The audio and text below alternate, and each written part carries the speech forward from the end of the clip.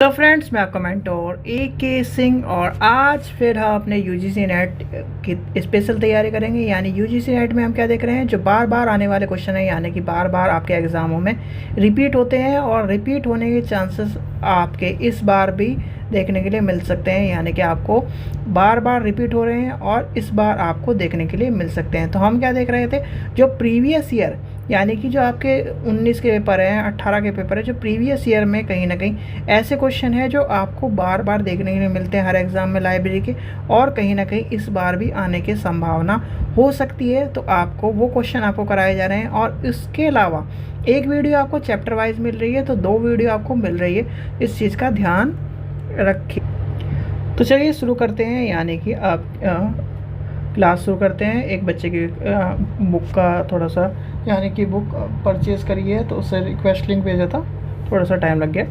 चलिए, तो जो भी स्टूडेंट नए हैं, यानी कि जो UGC नेट की तैयारी कर रहे हैं और लाइब्रेरी साइंस की तैयारी कर रहे हैं, वो लाइब्रेरी साइंस के प्रीवियस ईयर ले सकते हैं हमसे। प्रीवियस ईयर आपको लेना कैसे, ऐसे आप यानी कि इस वीडियो के डिस्क्रिप्शन में जाओगे तो हिंदी में और इंग्लिश में आपको UGC नेट के प्रीवियस ईयर जिसमें उसमें लेने हैं, माध्यम में यानी कि मीडियम में लेने हैं, हिंदी में लेने हैं हिंदी में, इंग्लिश में लेने हैं इंग्लिश में, आपको पेमेंट कर देनी है और आपको व्हाट्सअप नंबर पर हमारे उसका स्लिप का लिंक यानी कि स्लिप के भेज देनी है।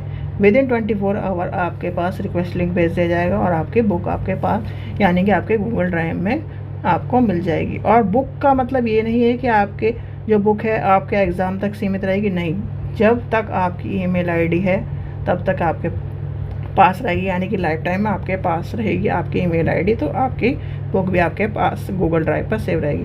और जो भी स्टूडेंट नए हैं, पहले चैनल को सब्सक्राइब कर लें, वीडियो को लाइक करें, शेयर करें, टेलीग्राम ग्रुप को ज्वाइन करके रख लें। तो चलिए शुरू करते हैं आज की क्लास। आज की क्लास। आज का हम पेपर देखेंगे, यानी कि आज हम देखेंगे दिसंबर 2018 का paper.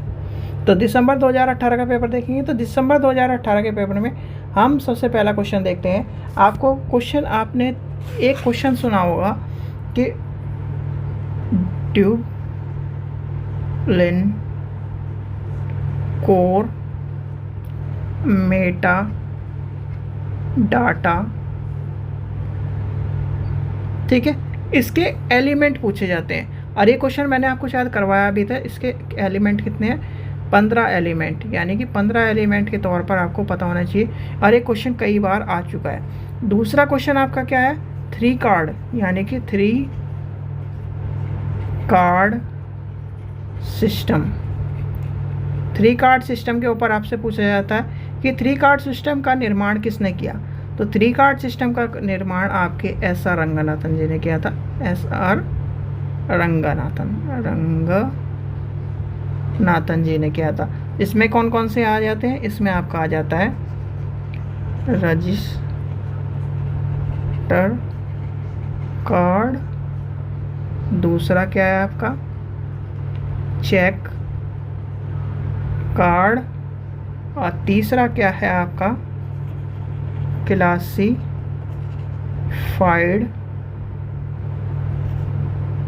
Indexing card.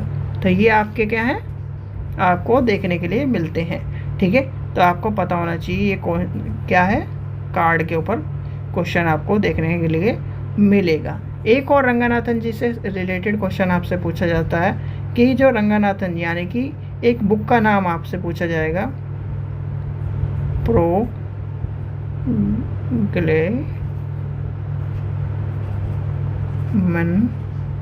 To library classification किसकी है, किसने लिखी? तो आपको पता होना चाहिए रंगनाथन जी ने लिखी है।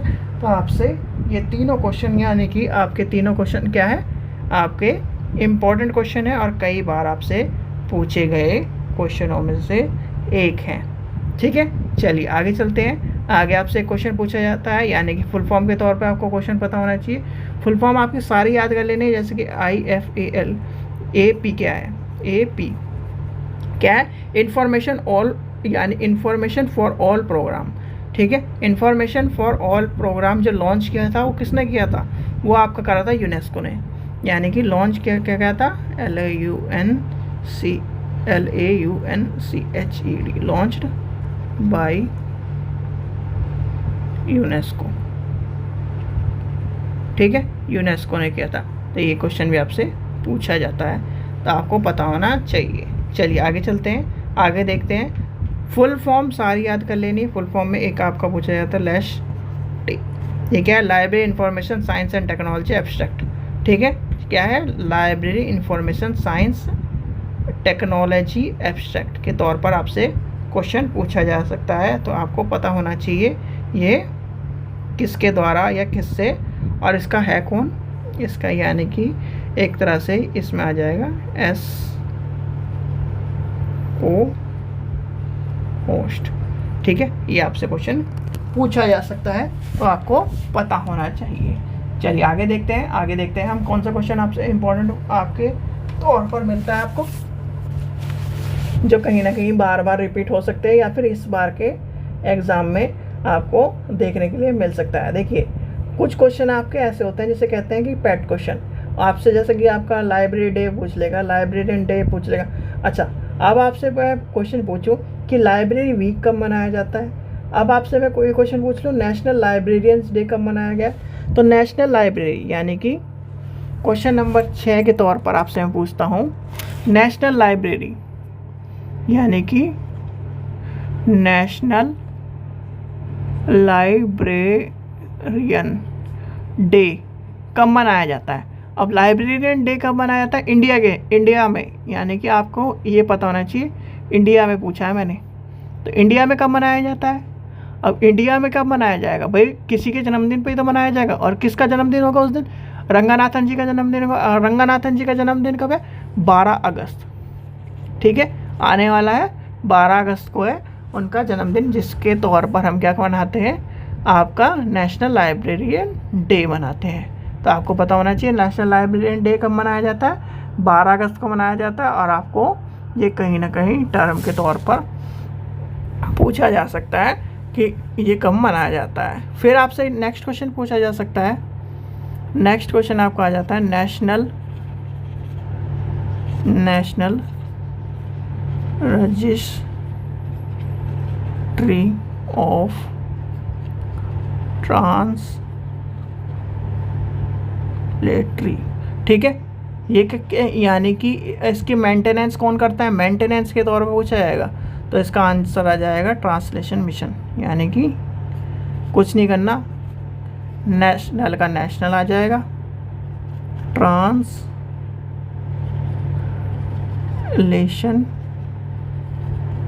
मिशन, ठीक है, ये आपको देखने के लिए मिल जाएगा, ठीक है। फैक्ट ऑन फैक्ट का आपसे पूछ लिया था, फैक्ट ऑन फैक्ट क्या है, फैक्ट ऑन फैक्ट का कौन है, यानी पब्लिशर कौन है, फैक्ट ऑन फैक्ट लिखिए,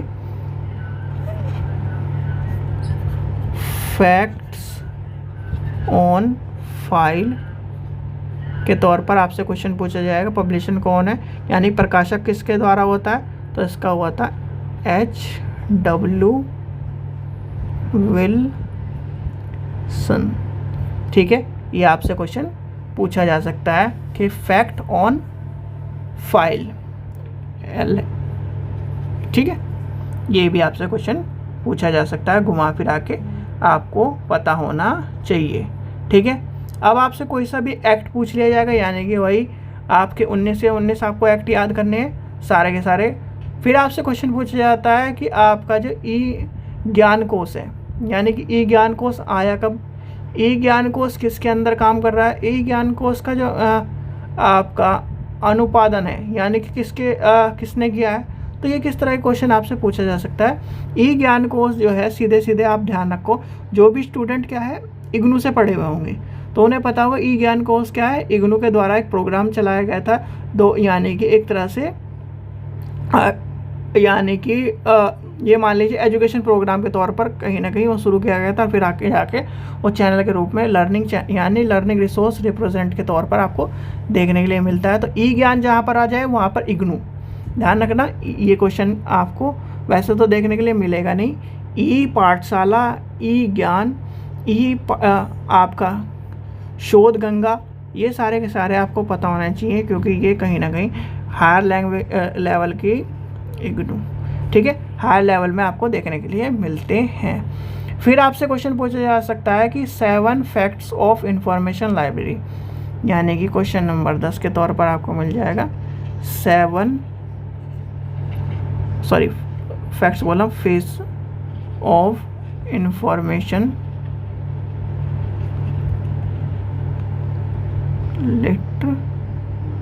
लिटरेसी। ठीक है, तो ये किसका है, यानी कि किसने बनाया, तो आपसे क्वेश्चन पूछा जा सकता है किसने बनाया था, क्रिस्टन ब्यूरेसी। ठीक है, तो ये आपको देखने के लिए मिल जाएगा।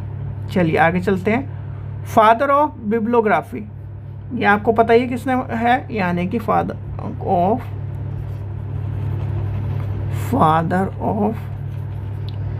बिब्लियोग्राफी। इसमें क्या आ जाएगा, इसका आंसर आपको सबको पता होना चाहिए, ये आ जाएगा कॉनरेड जेन्सनर। ठीक है, तो ये आपका आ जाएगा इसका आंसर। चलिए आगे चलते हैं, आगे देखते हैं हम और कौन सा क्वेश्चन इंपॉर्टेंट है हमारे लिए, यानी कि आपके लाइब्रेरी के एग्ज़ाम के लिए इम्पोर्टेंट है। देखो, क्लासिफिकेशन रिसोर्स ग्रुप, यानी कि क्लासिफिकेशन रिसोर्स ग्रुप के तौर पर आपको यानी कि ये आया कब, किस वर्ष में आया, किस वर्ष में इसकी स्थापना हुई, तो ये क्वेश्चन आपसे पूछा जा सकता है। तो आपको ये पता होना चाहिए, यानी कि कितना नंबर था क्वेश्चन नंबर 11 आपसे पूछा जा सकता है। जैसे कि आपसे पूछा जाएगा CRG दे दिया जाएगा, तो CRG की फुल फॉर्म क्या है, क्लासिफिकेशन रिसर्च ग्रुप। ठीक है, तो इसका क्या है, यानी कि फाउंड इन इंग्लैंड, यानी कि ये क्या है, किस वर्ष में आया, इंग्लैंड में वर्गीकरण शोध समूह की स्थापना कब हुई, तो इंग्लैंड में पूछा गया, तो आपको पता होना चाहिए इंग्लैंड। ठीक है, इंग्लैंड में हुई, और कब हुई, 1952 में। ठीक है, ये कब हुई, इंग्लैंड में 1952 में आपको इसकी स्थापना के तौर पर आपको देखने के लिए मिलता है। अब डी बेस, यानी कि आपसे क्वेश्चन पूछा जाए, यहाँ पर एक क्या है, क्वेश्चन पूछा जाए डी बेस है, तो डी बेस क्या है, एक एप्लीकेशन सॉफ्टवेयर है, यानी कि एप्लीकेशन सॉफ्टवेयर है। ठीक है, इस चीज़ का भी ध्यान रखना, आपसे क्वेश्चन पूछा जा सकता है। अब आपसे पूछा जा सकता है कैटलॉगिंग, यानी कैटलॉगिंग में साइन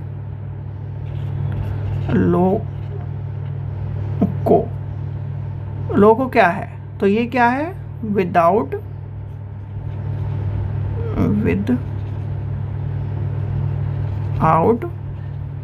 प्लेस। ठीक है, ये आपको देखने के लिए मिलेगा। चलिए आगे चलते हैं, आगे देखते हैं हम और क्या चीज़ इम्पोर्टेंट है और आपके पेपर में आने के चांसेस बनते हैं।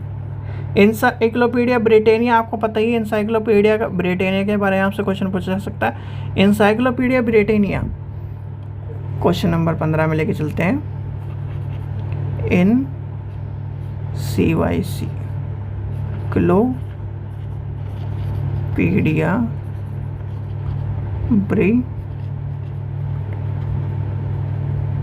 कलर। ठीक है, तो ये क्या है, प्रिंटेड वाई, यानी कि कब एक तरह से मुद्रित प्रकाशित को, यानी किस वर्ष में बंद कर दिया गया था। आपसे ये नहीं पूछा गया पब्लिश कब हुई, ये पूछा गया है मुद्रित प्रकाशन को किस वर्ष बंद कर दिया गया। तो बंद कर दिया गया यानी कि आपसे जो उसके प्रिंट है उसके बंद कर दिया गया, तो आपसे पूछा जा सकता है। इसका आंसर क्या आ जाएगा, 2012। ठीक है, 2012 में क्या है, इंसाइक्लोपीडिया अपने मुद्रित प्रकाशन को बंद कर दिया गया था और सामान्य अंग्रेजी भाषा विश्वकोश प्रकाशन करती थी, जो कि फर्स्ट पब्लिकेशन बिटवीन 1968 और 1771 में हुए थे। ठीक है, तो ये आपसे क्वेश्चन पूछा जा सकता है। तो बंद कर दिया, क्योंकि बंद करने वाला क्वेश्चन एक तरह से अटपटा क्वेश्चन था, इसलिए एक एग्ज़ाम में रखा गया होगा, तो आपको ये पता होना चाहिए। चलिए आगे चलते हैं, हम आगे देखते हैं। अब आपसे एक क्वेश्चन पूछा जा सकता है, जैसे कि Nehru memorial museum and library जो है वो किसके अंडर में, यानी कि किसके अंदर का काम करती है। तो आपको पता होना चाहिए, जो हमारी जितनी भी लाइब्रेरी हैं वो सारी की सारी मिनिस्ट्री ऑफ कल्चर के अंडर काम करती हैं। तो आपको मिनिस्ट्री ऑफ कल्चर के अंडर इसका आंसर लगा देना है। चलिए आगे चलते हैं। अब आपसे क्वेश्चन पूछा जाता है कि इंडियन जो पेटेंट का जो यानी कि डाटाबेस है, यानी कि पेटेंट प्रकाशन का जो डाटाबेस है वो कहाँ पर है। तो वो आपका क्या है, निस्केयर में है। ठीक है, तो ये अभी आपको पता होना चाहिए, या क्वेश्चन आपसे पूछा जा सकता है।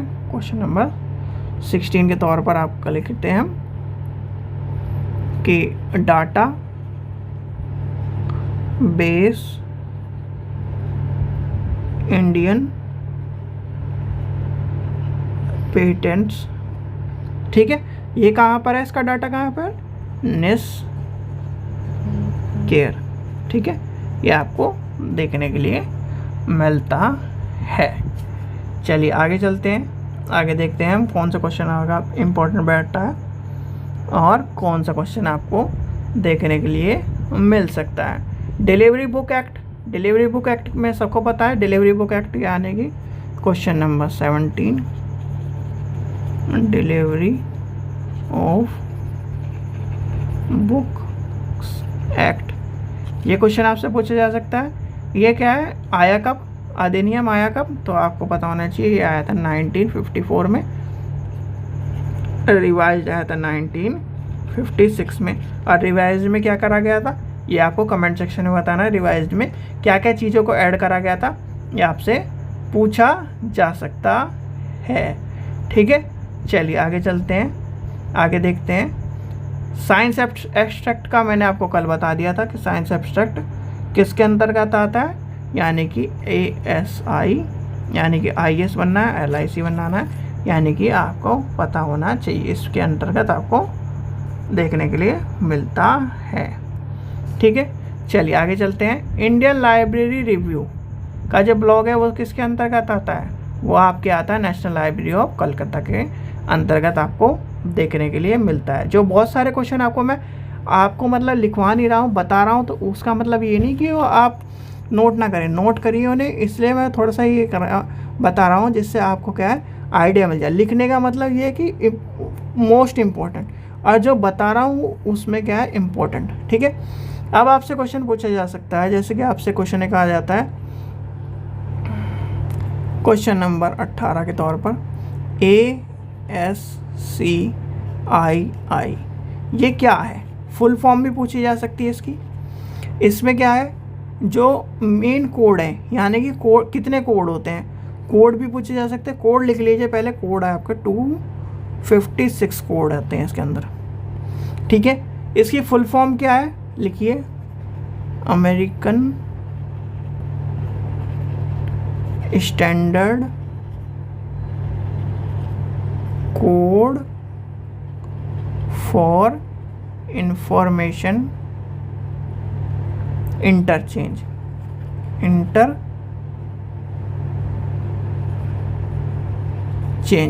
ठीक है।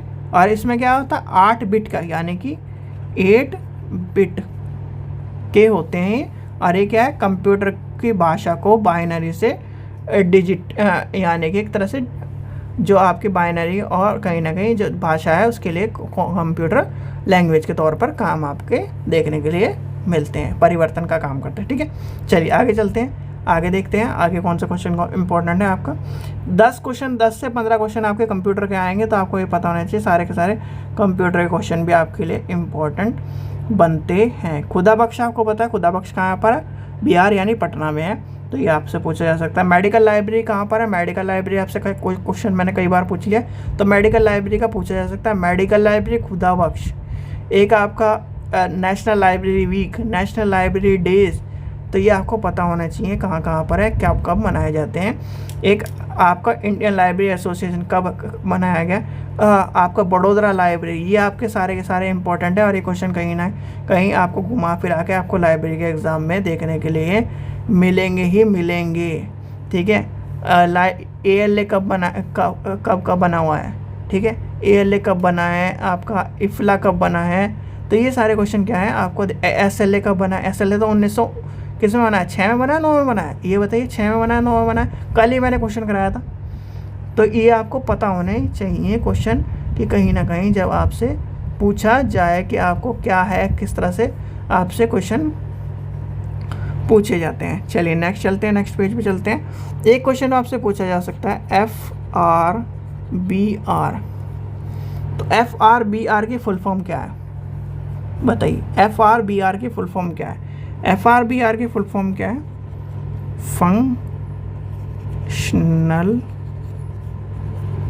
Requirements for bibliography records. ठीक है, ये आपको देखने के लिए मिलेगी और कहीं ना कहीं मोस्ट इम्पोर्टेंट भी मिलती है। फिर आपसे पूछा जा सकता है मैन्युअल ऑफ लाइब्रेरी इकोनॉमी।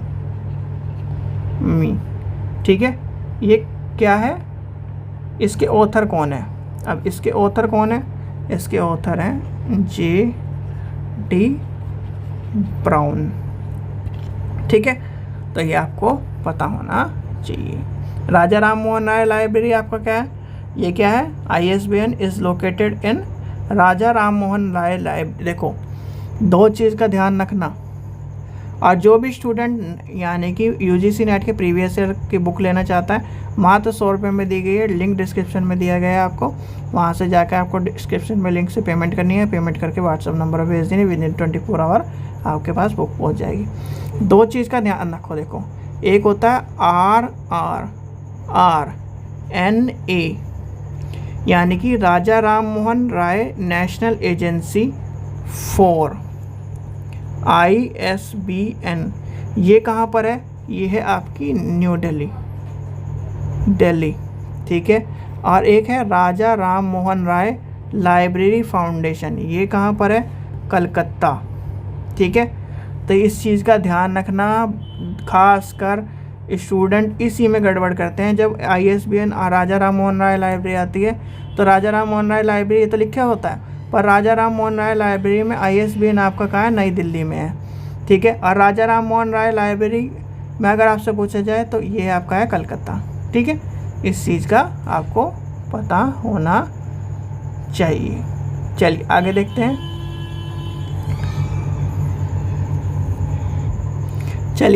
हैं, आगे क्या है, आपसे एक क्वेश्चन नेक्स्ट पूछा जा सकता है AACR2। AACR2 को रिप्लेस किससे किया गया है, AACR2 उससे को रिप्लेस्ड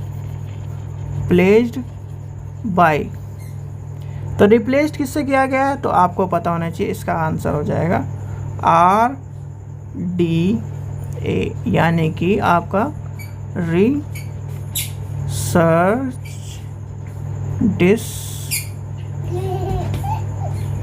आंसर क्या था, इसका आंसर यानी कि इसके आंसर में हो जाएगा आपका एंड एक्सेस।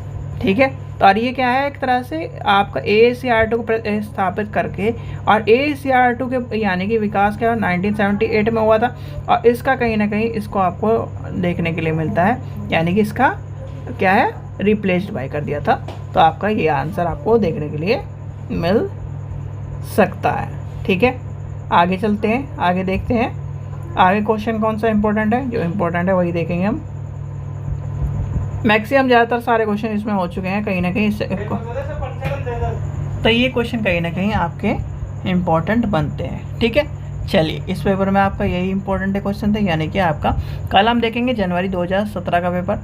चलिए, आशा करता हूँ आपको वीडियो पसंद आई तो लाइक करें, चैनल को सब्सक्राइब करें और वीडियो को ज़्यादा से ज़्यादा शेयर करें। Thank you.